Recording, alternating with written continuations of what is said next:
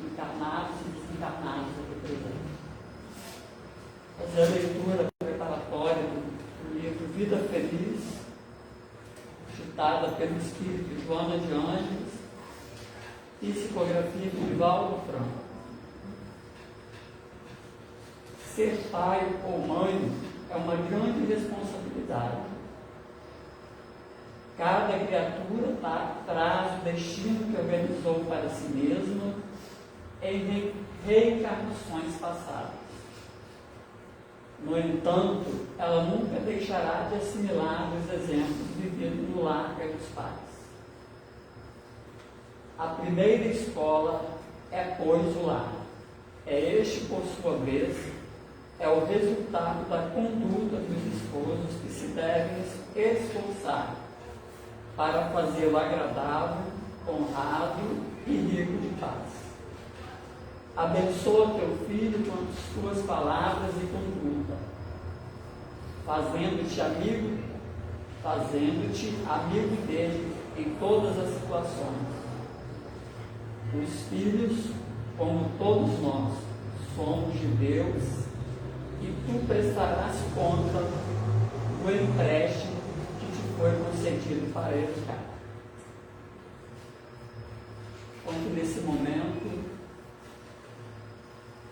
possamos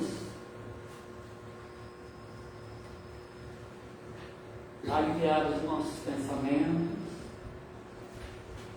trazer a nossa mente para o ambiente do Centro Espírita Amor em Jesus, que possamos neste momento nos sintonizar com os mentores amigos aqui presentes, o mentor espiritual da casa, Raimundo Cristão, os demais mentores amigos, e vamos neste momento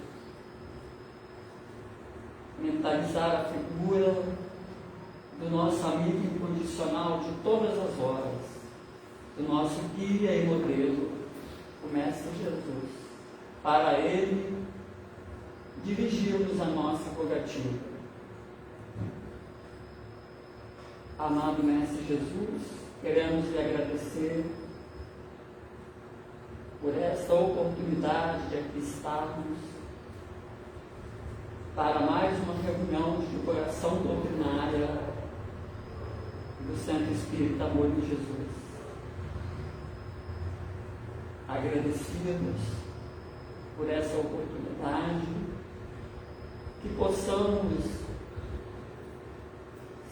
assimilar os ensinamentos desta noite, que possam ficar gravados em nossa mente, em nossos corações, e que possamos fazer um esforço para exemplificarmos tudo que aqui ouvimos. Pedimos a vós, Mestre querido, através dos benfeitores amigos, que possam incluir, que possam amparar e proteger a Leila, que irá nos trazer o estudo desta noite. E assim, Mestre, em teu nome, de todos os mentores amigos, e sobretudo em nome de Deus nosso Pai, pedimos a vossa permissão para darmos por iniciada mais uma reunião de divulgação doutrinária desta casa. Que assim seja. Então, hoje, a nossa irmã Leila vai falar sobre o tema Melhor é Viver em Família. A palavra é Leila. Boa noite a todos. Boa noite. Que a paz de Jesus possa nos envolver nessa noite. E eu hoje estou aqui para dar continuidade a um ciclo de palestras sobre a família. Mas eu quero dizer para vocês que eu não sou palestrante. Tá? Não tenho a mesma desenvoltura dos que me precederam, né? O Bolsano, Margarete e o Hélio de novo, semana passada. Eu não tenho a mesma desenvoltura deles, porque eu dou aula, né? A gente dá o curso de iniciantes. Então, assim, muito tempo que eu não faço palestra. E assim, eu sei que esse tema, melhor evidência de família, é um tema complexo, exige uma certa profundidade, mas eu fiz um estudo de uma forma assim, bem simples, para que até as pessoas que estão iniciando o Espiritismo, ou que estão vindo pela primeira vez, possam entender, né, as nossas reflexões.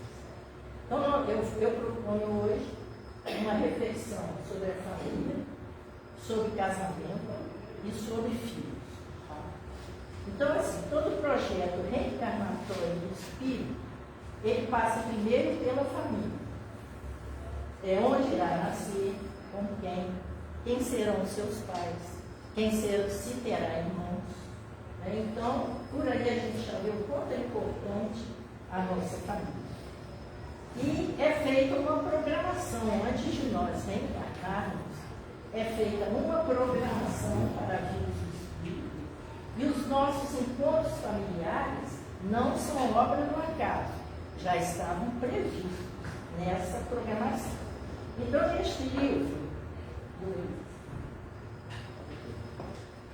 o livro do Raul Teixeira, Psicografia de Raul Teixeira, ele tem uma pergunta e uma resposta que irá nos esclarecer essa questão. Irá nos esclarecer melhor sobre essa programação, tá? Desafios da vida familiar, o espírito caminho, psicografia de Raul Teixeira. Então, nós vamos ver a pergunta, uma pergunta e a resposta. Quando ainda no mundo espiritual, o espírito tem consciência da importância que terá sua futura família para o seu progresso? E a resposta: a maior parte das vezes, sim. É no mundo espiritual que seu anjo guardião e as entidades benfeitoras o orientam para o bom aproveitamento da reencarnação. Nessas reuniões, o espírito tem consciência que sofrerá o processo de esquecimento das vidas passadas e promete que irá fazer o melhor do seu tempo, das suas oportunidades, da sua saúde e da sua inteligência. Rogue a Deus a chance de poder estar no seio de uma família que disponha de todos ou de vários elementos que o farão evoluir. Então, só nessa pergunta e essa resposta, nós já temos várias reflexões. Primeiro, quando pergunta se no mundo espiritual o espírito tem consciência da importância da família, e ali no primeiro parágrafo fala, a maior parte das vezes sim.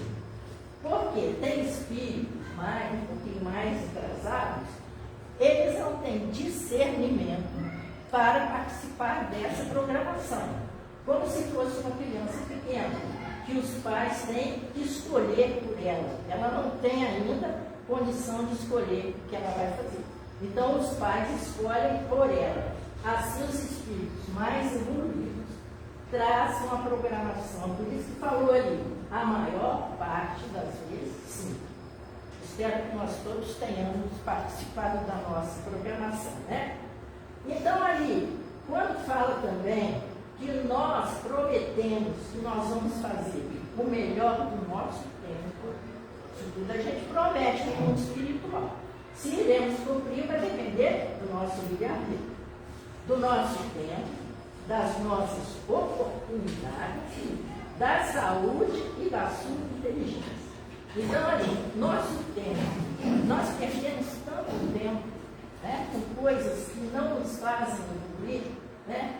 Perdemos muito tempo com coisas que não vão trazer benefícios para a nossa evolução. As nossas oportunidades, aproveitar as nossas oportunidades de estudar, de trabalhar, de conviver bem com a nossa família, né? Coisas que a gente promete no mundo espiritual. E além da saúde, olha bem, nosso corpo físico, ele tem data de fabricação e ele tem prazo de validade. E ele é uma dádiva divina para que possamos evoluir aqui na Terra, o nosso instrumento de trabalho.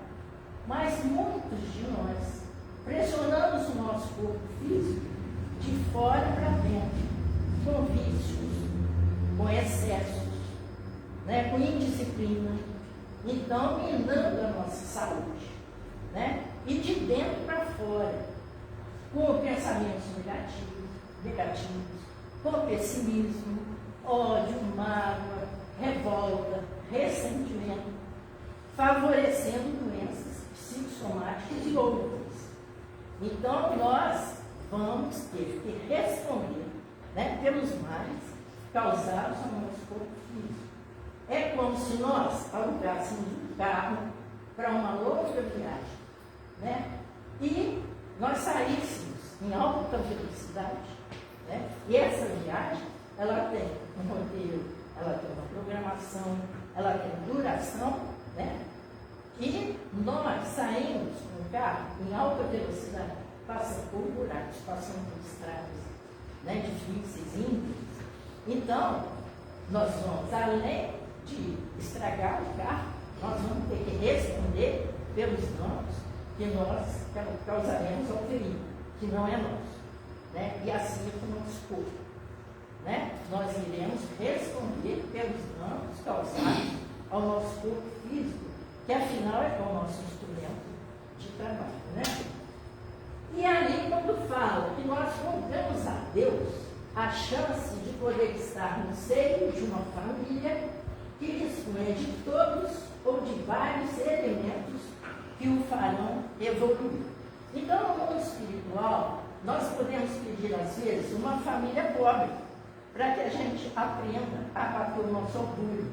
Então, você pega, eu quero ir no seio, né? Ali nós pedimos poder estar no seio de uma família que dispõe de todos ou de vários elementos que nos farão evoluir. Então, nós podemos pedir, eu quero ir no seio de uma família pobre, para bater o orgulho. Eu quero que meu pai seja muito exigente, né? Que ele, para que eu tenha disciplina, aprenda a ter disciplina, que me coloque para trabalhar desde cedo, né? Então, a gente pede algumas provas, nós pedimos algumas provas, agora sim, iremos cumprir quando chegamos aqui e reencarnamos, vai depender do nosso livre-arbítrio, né? Então, a família, ela é previamente concebida para que seus membros exercerem as suas necessidades reencarnatórias. E por ser a família o nosso primeiro e importante lugar de convívio, né, é ali também na família que estão os nossos maiores desafios. Né? Todos nós aqui, no dia que a gente pediu, os nossos desafios estão na nossa família. Os outros palestrantes que aqui vieram falaram sobre isso. Ninguém está na família errada. Semana passada o Hélio repetiu várias vezes. Ninguém está na família errada. Nós estamos na família que nós necessitamos, que nós precisamos. Então, esses desafios foram escolhidos por nós mesmos, na pergunta 258 do Livro dos Espíritos, para nos falar, né? Que quando nós estamos na espiritualidade, antes de começarmos a nossa existência corporal, nós escolhemos o gênero de provas pelas quais nós queremos passar. Escolhemos, tá?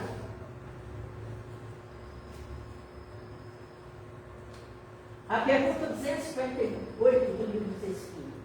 Quando na erraticidade, antes de começar uma nova existência corporal, tem o espírito consciência e previsão do que lhe sucederá no curso da vida terrena?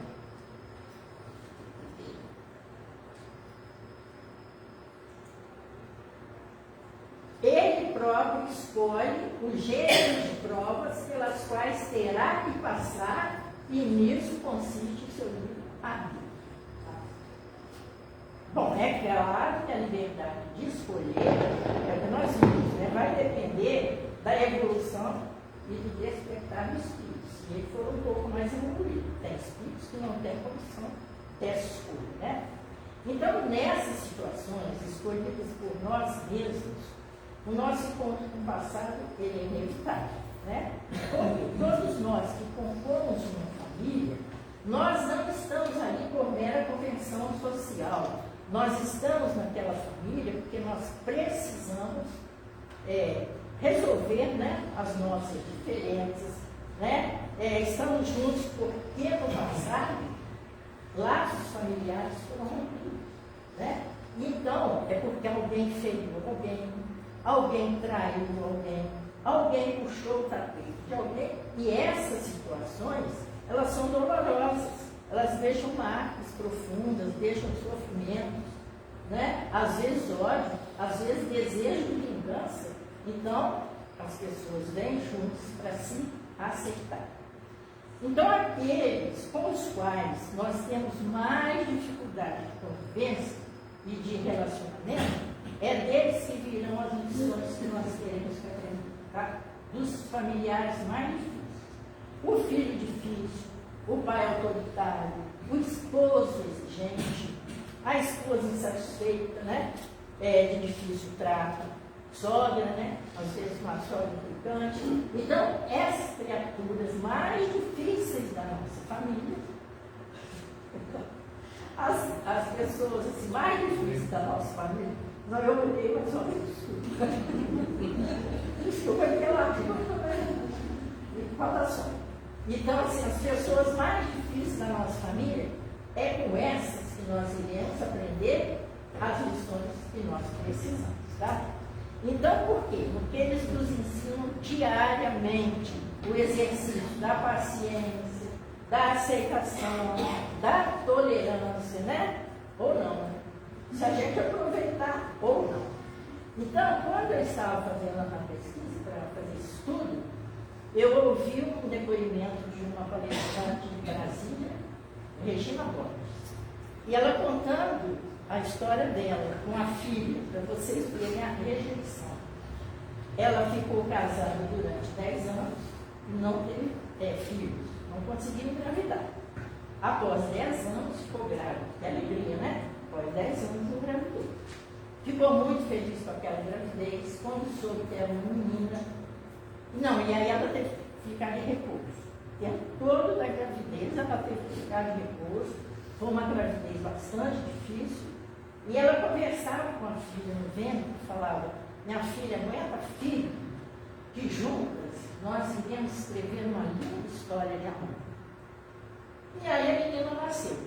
E desde o início, na amamentação, a menina já rejeitava o peito.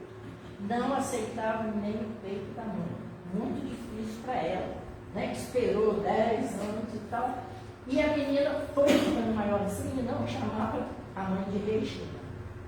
Não chamava a mãe de mãe, chamava de Regina. E ela sofria muito com isso, era católica. Então o catolicismo não explicava para ela essa situação. A menina era dócil, amável com o pai, com a moça que trabalhava na casa, porém com a mãe, a menina era muito agressiva, muito. E a mãe chorava muito e aconselhava a procurar um centro espírita. E assim ela fez. No centro espírita, eles falaram para ela, pode ser coisa de outra encarnação, rejeição, não se explica, não tinha porquê. É coisa de outra encarnação.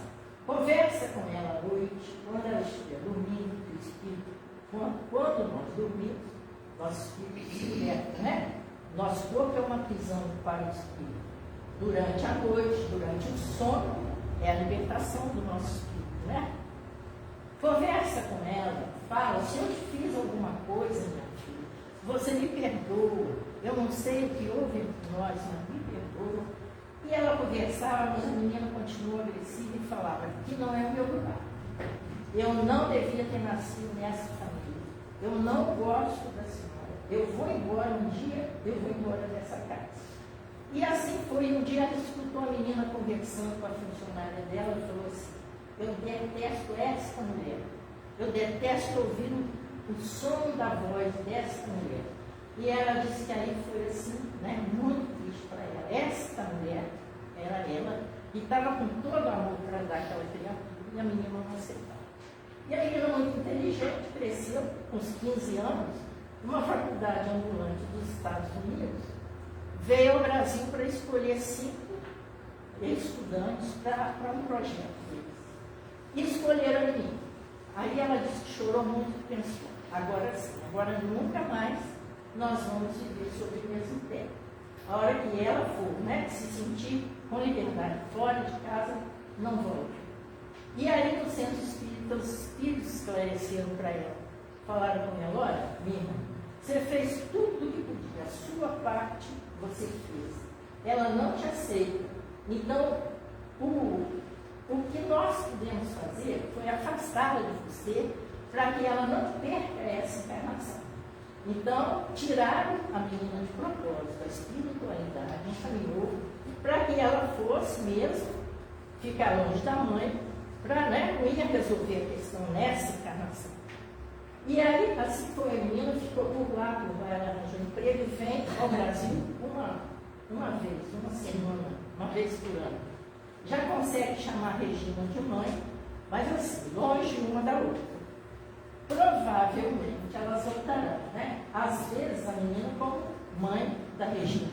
Uma hora elas vão se acertar, A misericórdia divina é muito boa, nos dá oportunidade para a gente se acertar, Então, os espíritos nos dizem que é mais difícil nascer do que morrer. No caso dessa menina, que dificuldade para nascer, desde a gravidez, que ela estava tentando voltar, ela não queria ficar, porque a gravidez da mãe foi muito difícil. Então, na espiritualidade, os sentimentos são muito fortes, de altíssimas vibrações. Então, o espírito tem medo de nascer, tem medo de reencarnar, de não ser aceito pelos pais, as incertezas do futuro, as dores, os remorsos. Então, é muito difícil nascer. A gente pensa que o difícil é morrer, Então é muito penoso esse ato da reencarnação. Porque para entrar no corpo físico tem que haver esquecimento do passado. Seria desastroso se nós pudéssemos lembrar dos atos de existência passada. A maior parte das vezes existem desajustes de encarnações, entre pais e filhos, entre irmãos, Então a família é formada por espíritos ligados por laços de afeto, mas também é formada por espíritos problemáticos, por desajustes de reencarnações passadas. Ou seja, vou repetir o que os outros palestrantes já falaram, ou seja, cada um de nós tem a família que precisa para evoluir. Ninguém, absolutamente ninguém nasceu na família errada, Alguns pensam assim, mas não. É a família que a gente necessita. Acreditar que a gente nasceu na família errada é duvidar, achar que Deus errou. E nós temos exatamente a família que nós precisamos e merecemos. Então, vou falar um pouquinho mais sobre família. No passado distante, não muito distante, era considerado como família pai, mãe, filhos, legalmente casados, e era considerado pelos laços da consanguinidade. Assim era considerado família. Eu lembro muito quando eu era criança, já vai muito tempo isso, meus parentes falando assim, não, mas eles são casados de papel passado. Esse tal de casar de papel passado era a família, de antigamente. Hoje, esse conceito de família sempre houve, está mais de acordo com a doutrina espírita, que nos diz que família é formada não só por espíritos ligados pelos laços da consanguinidade, mas é formada também pelos laços de afeto e de reajuste. Então, no Evangelho segundo o Espiritismo, o capítulo 19, item 8, vai nos dizer isso. Nós aprendemos que os verdadeiros laços de família não são os da consanguinidade, mas os da afinidade espiritual. São os laços da simpatia, da comunhão de pensamentos que ligam os espíritos antes, durante e depois da reencarnação. Então, quando Jesus, lembra que quando Jesus estava pregando, estava lá com os discípulos pregando, que chegaram e disseram para ele, sua mãe e seus irmãos estão te chamando. e que ele diz assim, quem é minha mãe, quem são meus irmãos? Dá a impressão que ele está menosprezando a família, né? Quem é minha mãe e quem são meus irmãos? Pelo contrário, Jesus estava dizendo que aqueles que estavam ali com ele, comungando dos mesmos ideais, comungando dos mesmos ensinamentos, aqueles também faziam parte da família dele. Ele não estava menosprezando nem a mãe, nem os irmãos. Então, não importa o lado formal da família ou a configuração que ela apresenta no momento. Se é uma família nuclear clássica, pai, mãe, filhos, né? Ou de cônjuges que não querem descendência, ou de famílias monoparentais, só o pai criando filhos, só a mãe criando filhos, o avô ou a avó criando netos, ou tio ou tia criando sobrinhos, irmão criando irmãos, forma também, é considerado também família, tá? Famílias binucleares, pais separados, né, com guarda compartilhada. A criança e os filhos ficam às vezes com o pai, às vezes com a mãe, mas formam família também. Famílias reconstituídas, o homem tem filho, a mulher tem filho, e aí eles se juntam, os meus, os seus e os nossos, né? Formam família. Ou famílias homoafetivas, um casal de homens ou um casal de mulher, né? Que também adotam, às vezes, crianças, às vezes adotam sobrinhos, às vezes adotam crianças em vulnerabilidade, né? Social, não importa. O amor independe da orientação sexual, que às vezes eles são ótimos pais, né? Um casal de mulher e filho. Então, não importa a configuração das famílias, o importante é nós nos respeitarmos, nos aceitarmos, para que possamos exercer as nossas necessidades reencarnatórias, tá? Então, tem a história do livro Atravessando a Rua, do Richard Simonetti. Ele vai contar a história da dona Flauzina do seu comercinho. A dona Flauzina estava casada há 45 anos com o seu comercinho. Uma pessoa assim, muito responsável, boa mãe, boa dona de casa, era espírita, frequentava o centro, participava das atividades sociais do centro, aplicava a paz, frequentava as reuniões de mediúnicos, então cumpria os deveres dela certinho. Mas com o seu comercinho, ela não tinha paciência, porque ele era assim, uma pessoa boa, porém muito grosseiro, muito implicante, esses maridos difíceis, né? Então a dona Flauzina não tinha muita paciência com o seu comercinho. Bom, se encarnou. E foi fazer o balanço da reencarnação, né? Porque quando a gente reencarna, vai ver o que a gente prometeu ali, tinha prometido, se cumpriu. E aí o anjo guardião e os mentores falaram para ele, olha, você foi muito bem, parabéns. Foi bem, você foi boa mãe, boa esposa, boa dona de casa, frequentou a doutrina direitinho, praticou a caridade, fez tudo direitinho. Você só errou no ponto. Ela falou, não, mas o que eu errei? Ah, você errou, foi com o seu marido. E eu, meu Deus, mas eu tolerei esse homem 45 anos. Eu suportei 45 anos. Falou, pois é aí que você foi.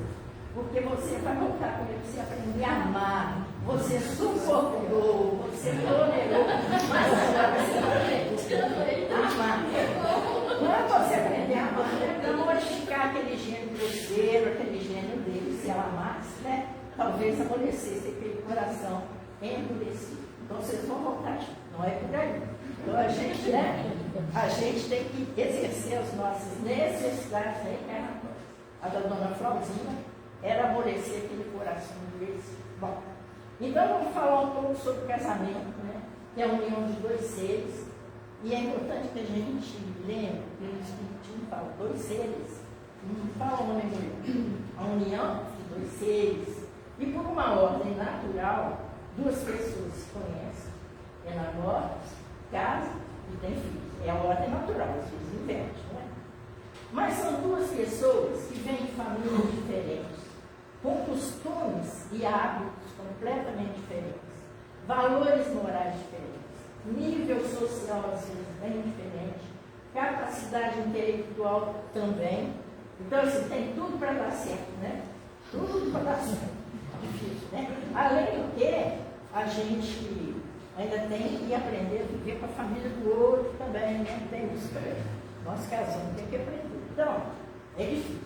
Então, para uns, por uma questão de maturidade, essas diferenças, elas são desafiadoras e fazem amadurecer a convivência. Para outros, essas diferenças são motivo de decepção, de frustração, por imaturidade mesmo, né? De frustração, de irritação e até de depressão. Eu lembro que na época que a Igreja Católica dava muitos cursos para casais, o padre Léo, ele coordenava os cursos, né? Então o padre Léo falava dessa falta de maturidade para manter o casamento, e ele contou uma historinha assim, que a moça tinha 17 anos, conheceu um rapaz de 23, apaixonou-se. Aí queria, porque queria parar de estudar para casar. Eu quero casar, e atormentava a mãe, eu quero casar. Não posso viver sem ele, aquela coisa adolescente. Quero casar, não sei o quê. E a mãe, a católica, levou lá para o padre. O padre aconselha a minha filha, ela com 17 anos, quer parar de estudar para casar. E o padre aconselhou, e o padre falou, e ela continuou, padre, o senhor não está entendendo. Ele é a minha vida, o padre, ele mora em outra cidade, eu tenho que casar com ele porque eu gosto muito dele, não posso viver sem ele. E o padre aconselhando, né, falando com ela e tal, e ela não queria ouvir. Aí o sino da igreja começou a bater, ela falou, padre, escuro, até o sino está falando, tem que casar, tem que casar. Aí tá bom, aí engravidou, para mim permitiu o casamento, tudo bem. Daí a 3 anos volta ela, a menininha pela mão, e conversar com o pai. Padre, o senhor tinha razão. Eu não tinha condição mesmo de casar, não, está muito difícil, padre. Eu estou morando com a minha sogra, o senhor não está entendendo, está muito difícil de viver assim.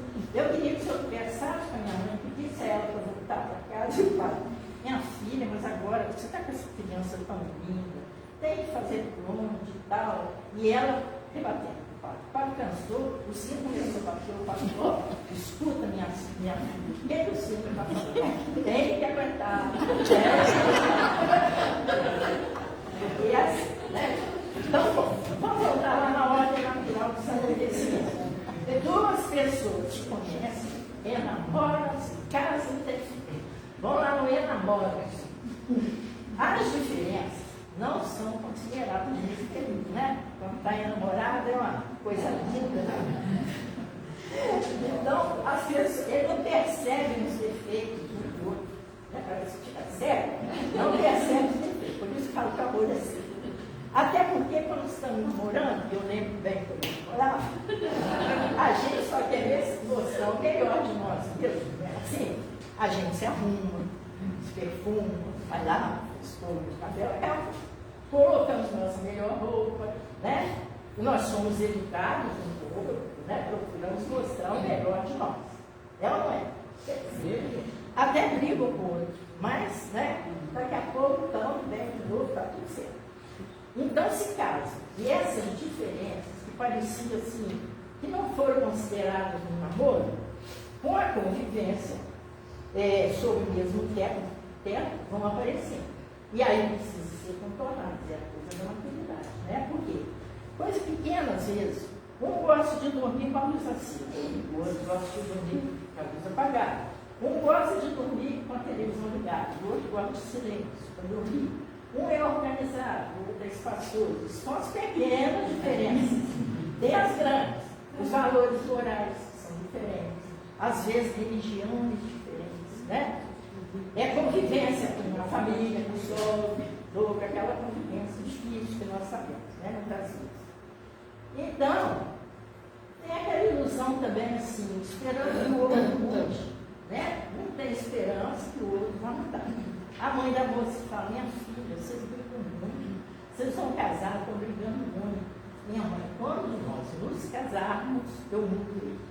Aí a mãe do rapaz fala a mesma coisa, meu filho, se briga e tal, vão casar. Minha mãe, quando nós nos casarmos, eu mudo ela, mudo ela, né? Eu mudei, mudo ela, né?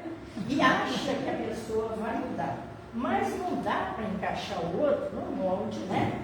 Que nós criamos. Nós precisamos nos adaptar ao casamento. Não é fácil, né? e tem as expectativas e a realidade. Tem, né? Às vezes expectativa alta, né? E a realidade, cara. Então, assim, mulheres têm expectativas maiores.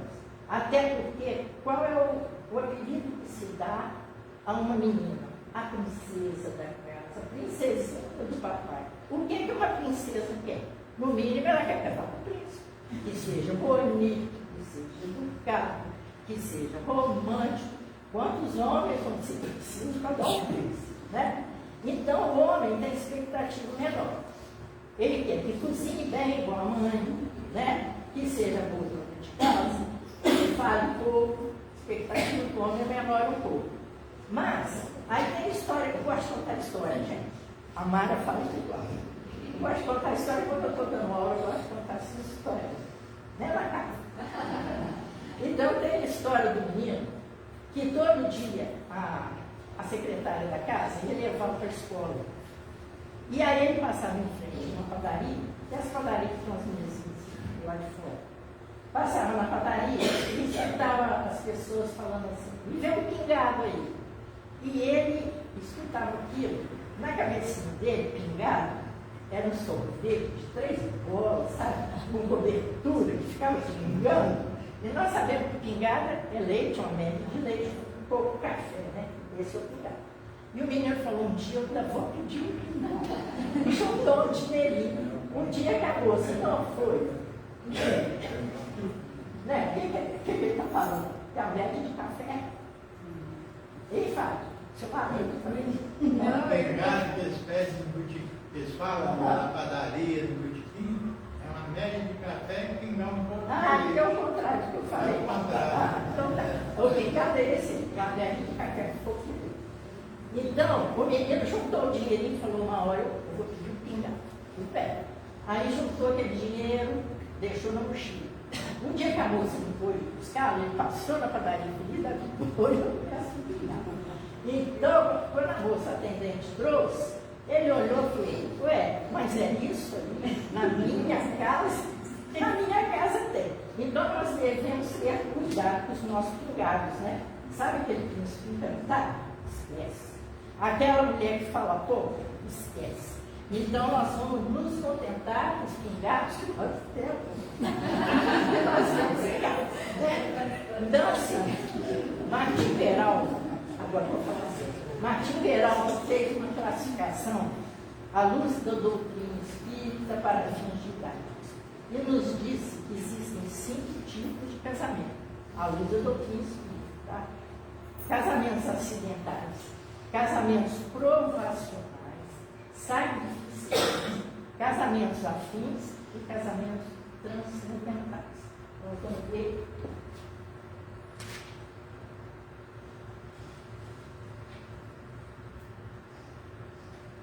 Ele elaborou uma classificação do doutrina espírita.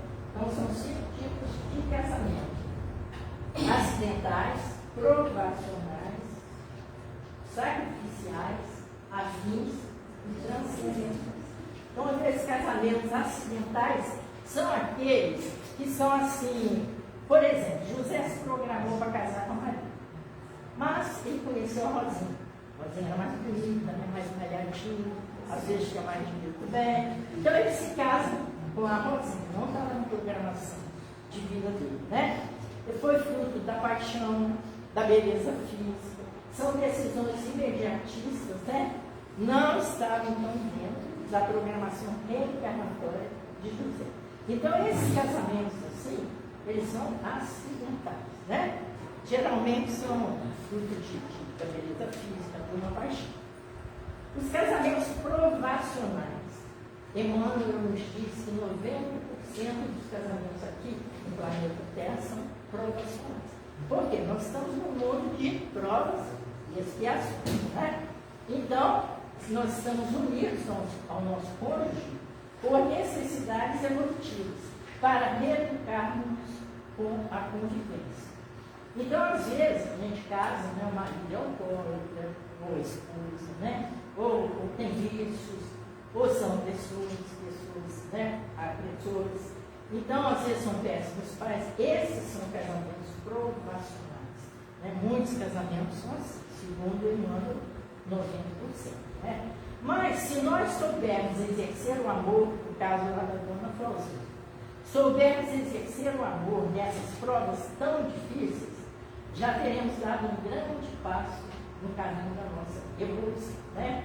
Os casamentos sacrificiais é o espírito mais evoluído que se propõe a ajudar o outro menos evoluído. É aquela alma que resolve trabalhar pelo bem da outra. É o amor do coração. Por exemplo, sabe que o companheiro vai ficar paraplégico, ou sabe que o companheiro vai ter um AVC. Esses casos assim, o espírito sabe e se propõe a vir junto para ajudar aquele companheiro. Esses são os casamentos sacrificiais, tá? É o amor doação. Menos quantidade, logicamente, né? E os casamentos afins. Existem poucos, mas existem, né? São duas almas que se conhecem, se amam, têm um relacionamento tranquilo, sem abrigo, sem ciúme, sem melindres, né? Um querendo o crescimento do outro. Aí vocês vão perguntar, mas são almas gêmeas? Isso não existe não, tá? Nós não fomos feitos aos pais. Não existe essa coisa de alma gêmea, metade da laranja, a tampa da panela, isso não existe não, tá? Então, o que existe, às vezes, são almas algemas, ou então almas que gemem. Mas almas gêmeas não tem não, tá? Então, nós podemos sim, com a convivência, né? Duas almas afins, com a convivência, podemos nos tornar almas gêmeas, pelo crescimento nas lutas, nas superações, na criação harmônica dos filhos, a gente pode se tornar almas gêmeas, um participa com o outro, né? E tem os casamentos transcendentais, os casais que se unem para trabalhar pelo bem da humanidade, pelo bem do próximo, né? Esses casais que às vezes vão lá para a África, né, para cuidar daquelas crianças, ou para somar aquelas crianças com fome, ou então para fazer pesquisas científicas, uma medicina, são casais que transcendem, né? Eles não estão unidos pelo sexo, por essa coisa, né? Eles transcendem. Às vezes eles optam por nem ter filhos, né? O Allan Kardec com a Amélie foi assim, ela ajudou muito o Kardec, eles não tiveram filhos, né? Então são casais assim, o Mahatma Gandhi com a Indira Gandhi, o Pierre e Marie Curie, ele sonhou uma existência dedicada à pesquisa científica e pediu para ela participar da vida dele. E assim ela fez. Eles, né, trabalharam, fizeram pesquisas pioneiras no ramo da radioatividade, estudaram sobre materiais radioativos, ganharam o Prêmio Nobel de Física. Então Marie morreu de leucemia, porque ela ficou tão exposta à radioatividade que ela morreu. Então são casamentos transcendentais. Bom, então vamos falar um pouco de casamento e de filhos. Quando um homem e uma mulher decidem se unir e ter filhos, eles devem estar cientes de não receber um espírito confiado a eles por Deus para caminharem juntos com a finalidade de evoluir.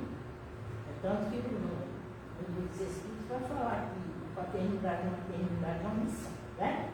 E eles devem estar cientes que o espírito confiado a eles já existia antes, e aqui veio para reviver, ele veio para renascer, não apenas para nascer, né? Deve estar ciente que o filho, quando nasce, ele não é aquele bebê tão frágil, tão pequenininho, tão indefeso como a gente pensa, né? Não é um anjo inocente, a gente um anjinho, não é um anjo inocente, nem uma página em branco, como a gente costuma dizer. O espírito da criança já traz uma bagagem complexa, né, de vidas passadas. Uma programação de vida, nós vimos que tem uma programação de vida. Então, ele vem com algumas perfeições e algumas imperfeições, tendências boas ou más, aptidões a serem desenvolvidas, resoluções a serem cumpridas, sentimentos de culpa, de revolta. Então, os pais têm que estar cientes disso, né? Que tem, inclusive, essas aptidões a serem desenvolvidas, Às vezes o filho tem aptidão para uma profissão e o pai quer que estude outra, completamente diferente. Os pais têm que ter noção disso tudo. Respeitar a individualidade do filho. Não é? Eu tive 2 amigos de mocidade nessas condições. Um gostava muito de música, muito. Entendia muito de música.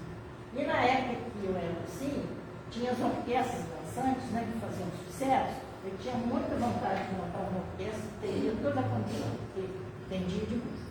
Mas o pai não permitiu de jeito nenhum. Esse que seguiu a profissão foi péssimo profissional. Tive um que gostava de mecânica. Ele usava um anelzinho de chapinha, ele falava, você tem bolso? Põe o anelzinho que eu vou. Para mexer na bicicleta, para mexer no médico, só gostava de estar mexendo e depois de mecânica. E o pai também queria que ele estudasse, fosse médico, não sei o quê, não deu certo. O pai até montou uma loja para ele também, não deu certo, porque tem as aptidões, é melhor respeitar, né? O pai aprender a respeitar. E eles têm resoluções a serem cumpridas, né? E nós temos que respeitar.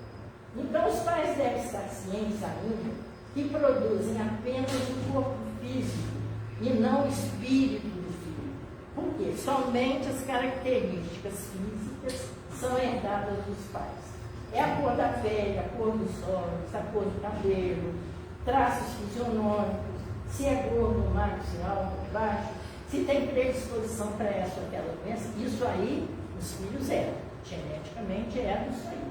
Agora, os filhos não herdam dos pais características psicológicas, ele já traz de outras coisas, né? 2 irmãos, às vezes, são completamente diferentes, ele já traz, né? Então, inteligência, temperamento, simpatia, antipatia, doçura, agressividade, o espírito já traz consigo, não herda da família, tá? Às vezes, uma família está ensinando uma criança agressiva, está ali desde cedo ensinando, a criança às vezes pode até mudar, né? A oportunidade que os pais têm. Então, cada ser é único, até gêmeos idênticos, né? Tem características, temperamentos diferentes. Então, os pais devem estar cientes que a criança é um espírito adulto, aprisionado num corpinho que ainda não lhe permite expressar todo o seu potencial. Isso se dará com o tempo. À medida que a criança vai crescendo, vai se revelando como realmente ela é. Até os 7 anos, o espírito ainda está se adaptando à matéria, ainda não completou a sua reencarnação, até os 7, tá? Ainda está ligado lá, ainda nas coisas do passado, ainda não completou não. Então é a época melhor que os pais têm para estar educando essa criança, até os 7 anos, tá? Nessa época ele está mais acessível aos ensinamentos dos pais. No livro dos Espíritos, a questão 582, nos fala que o espírito infantil é o mais propício para a assimilação da educação moral. Então, quando a adolescência chega, abrem-se as comportas da imensa represa, que é o subconsciente, a psicologia fala, Guilherme? A psicologia fala que abre a represa, ele é psicólogo. Dessa imensa represa que é o subconsciente, mas nós, espíritos, dizemos que abre-se as represas do perispírito. Nosso perispírito é a memória como se fosse a memória do computador. Todas as nossas experiências evolutivas estão no nosso perispírito. Então, quando chega a adolescência, aí a criança vai se mostrar, para mostrar a que veio realmente, né? E nós dizemos que a adolescência é um tempo difícil. É aí que vão aflorar os desejos, os ideais, os instintos, os gostos, os vícios, as virtudes, né?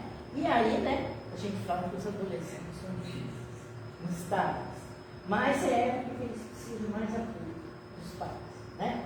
Não devemos esquecer a educação moral e religiosa, né? E os bons exemplos, logicamente. Então, talvez a educação moral não consiga fazer tudo pelo seu filho, caso seja alguém assinalado por um problema, né? Que o acompanhe de outras existências. É o caso da Regina, né?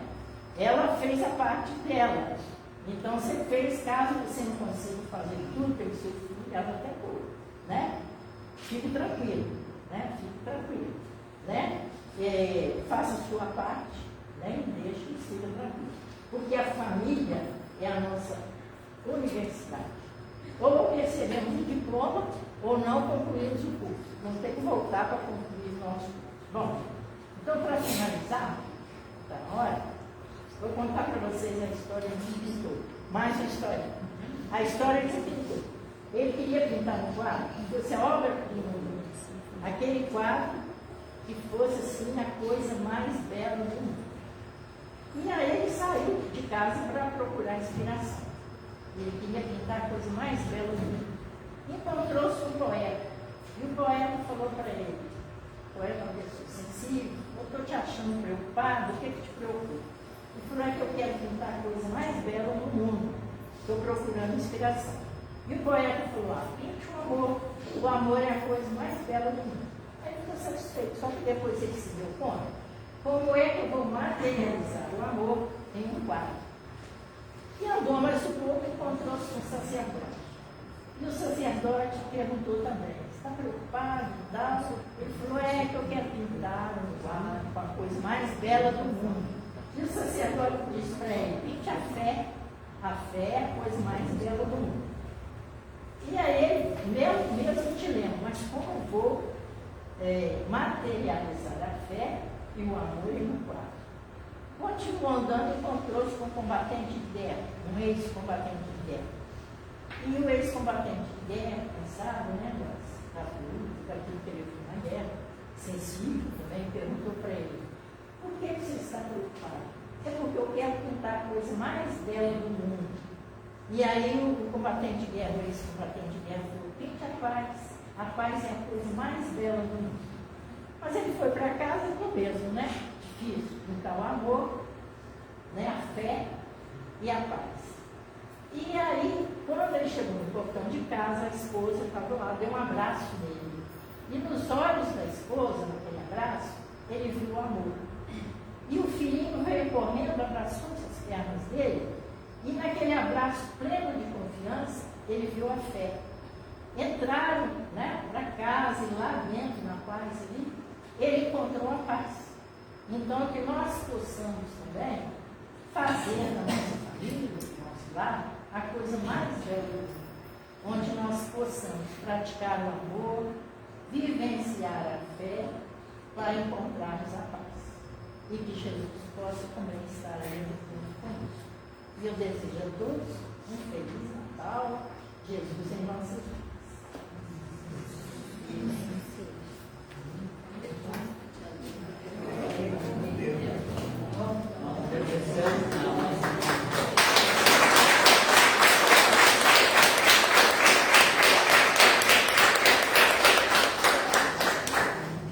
Nós agradecemos a nossa irmã Leila, né, que nos trouxe esse tema, né? À luz da razão, da lógica e do bom senso, que são princípios norteadores da doutrina espírita, né? E ela falou que não é palestrante, né? É palestrante. Nós vamos então passar para a prece final. Vamos acerenar os nossos pensamentos, mentalizar a figura do Mestre Jesus, da nossa Mãe Maria Santíssima, para eles dirigirmos a nossa rogativa final. Amado Mestre Jesus, Mãe Maria Santíssima, agradecidos estamos pelo aprendizado desta noite e pedimos a vós que possa amparar, cuidar, proteger todas as famílias nas suas diversas modalidades e nas diversas moradas da casa do Pai. Pedimos ainda por acréscimo de misericórdia, por todos aqueles que sofrem, pelos doentes, por aqueles que se encontram encarcerados, pelas crianças, pelos idosos e jovens abandonados nas ruas, por nós e pela sociedade, por aqueles que se encontram na dependência química, seja ela de drogas lícitas ou ilícitas, por aqueles que se encontram em processos obsessivos, depressivos, por aqueles nossos irmãos que se encontram pensando no suicídio, ou assim já o fizeram, que possam ser resgatados pelos benfeitores espirituais amigos. Agradecidos, pedimos que a espiritualidade amiga possa proceder à fluidificação das águas, em especial da água que se encontra no corredor, e que ao dela fizermos uso, possamos ter as nossas dores físicas, emocionais, espirituais, amenizadas e cicatrizadas, de acordo com o nosso merecimento e a vontade da espiritualidade maior. E é em teu nome, Mestre Jesus, em nome da nossa Mãe Maria Santíssima, em nome do mentor espiritual da casa Raimundo Cristão e de todos os demais mentores amigos, que pedimos a vossa permissão para darmos por encerrada a primeira parte da nossa reunião de divulgação doutrinária desta casa. E assim seja.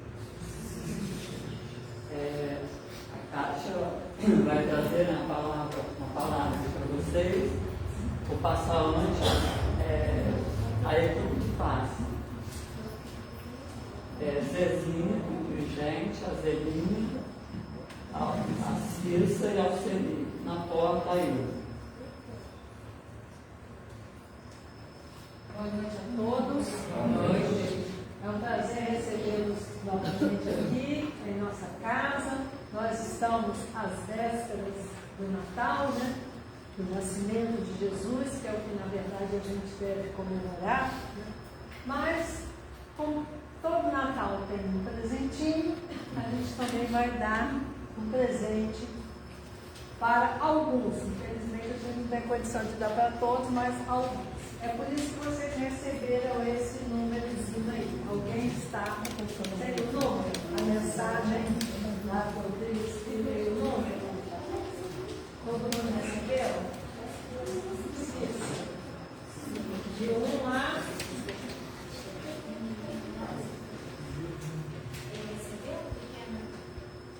Cissa, de 1 a 41. A Leila, de 1 a 41. 30. 30. Hein? Gente, não é mais gravado. Esse aqui é um marcador de livro, tá? Você lê muito, aliás, espírita lê muito, né? Confeccionado por uma trabalhadora da nossa casa, tá? A Deus. Muito obrigada, Adele. Muito obrigada. Bom, agora eu vou falar o número. Eu fui entregando, mas eu não sei, gente, qual o número. 20. Acho que eu falei. Ah, não. Quando você esteve aqui, ele deixou 2 livros para nós sortearmos agora. Então você é a feliz ganhadora do livro do Rossello Sobrinho. Felicitá-lo, você, sua família. Um abraço nosso para vocês.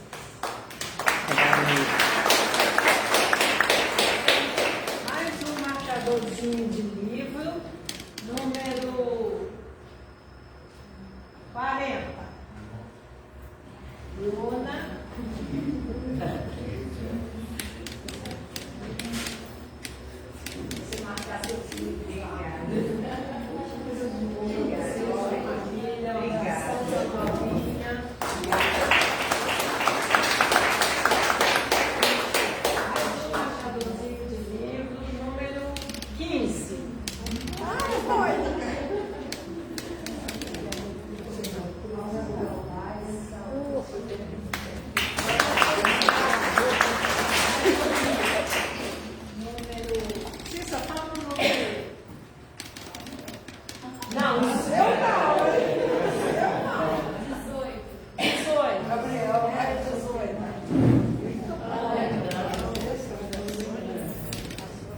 você ler agora nas Muito férias. obrigado. Um abraço, tudo de bom para vocês.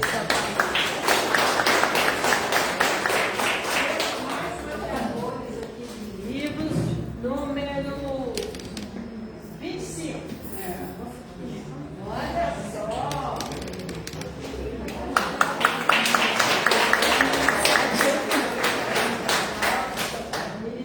Cara, meu sobrinho. É sua sobrinha? Olha só. Gente, aliás, não é por estar na presença dela, não, mas a palestra foi fantástica, né? Um monte de ensinamentos, né? Tá vendo? Todo mundo gostou. Vocês não concordam que ela deva voltar? Então, pode deixar que você vai ser escalada durante esse ano. Você ela falou que não falei instante, né, cara? Oi? Imagina se fosse, não é? Não, e além de ser excelente palestrante, ela dá o nosso curso de... faz propaganda. Faz propaganda do curso. O ano que vem a gente vai começar. Ô, Kátia, tem algum que quer repetir? A Fátima, eu já falei com ela, a pastor Diana não quer passar para frente. Chiquinha Salvina já vai pela terceira vez. Não quer passar de ano. Sinal que as tias. Tem que passar de ano. E as tias da próxima etapa também são maravilhosas. É a Camila e a Sueli. Você vai adorar também. Nós vamos abrir o nosso curso de iniciantes agora em março. E em janeiro a gente já vai começar as inscrições, tá bom? Porque muita gente querendo fazer, então a gente tem que abrir antes para ver se tem um lugar aqui na sala, muito cedo, né? Um monte de sala, viu? Vamos lá, mais um. 18. Já foi? Já foi. Então, eu vou botar 30. Já foi? Fala o número aí, que não seja 28. 28. Quem é o número 28? Vamos marcar o segundo.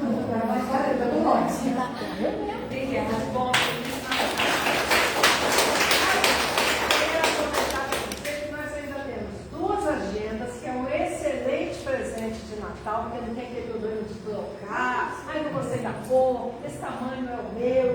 São duas agendas de Natal ali. E nós temos também as nossas camisas, né? Que tem a palavra perdão, a palavra humildade, caridade, né?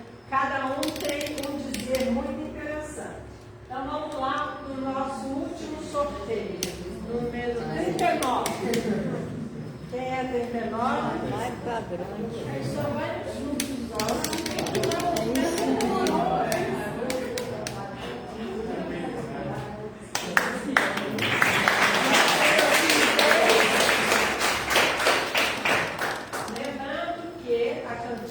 funcionando hoje com pizza e pipoca doce fresquinha, tá? Mas antes de nós irmos para o passe, eu gostaria de ler uma mensagem que nós recebemos quarta-feira na nossa reunião de vibrações aqui no centro.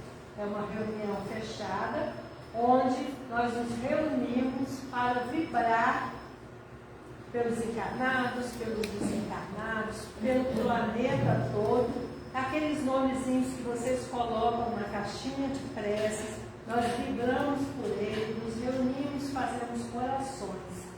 E ao final dessa reunião, um espírito amigo mandou essa mensagem para nós. E ela diz assim, concentrar, senão eu vou me emocionar. Você está ao vivo no Facebook. Tá lá. Eu não posso chorar, né? O menino nasceu e se fez homem no planeta Terra para nos trazer o exemplo das leis divinas, leis atuais até os dias de hoje, e que precisam ser lembradas principalmente na atualidade e no mês do seu nascimento. O homem precisa lembrar dos seus ensinamentos e praticá-los junto aos seus.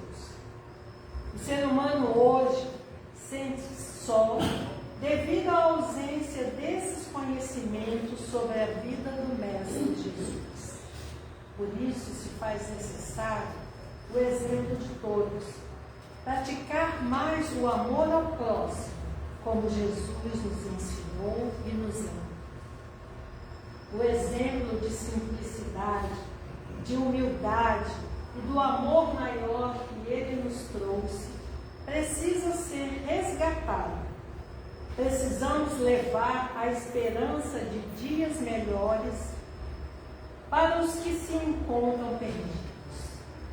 Aproveitemos este momento em que as luzes do amor, da caridade se acendam e coloquemos em prática, ajudando ao mundo espiritual na tarefa de fazer Jesus nascer dentro de cada um, para que assim possamos seguir em frente, rumo ao mundo de regeneração.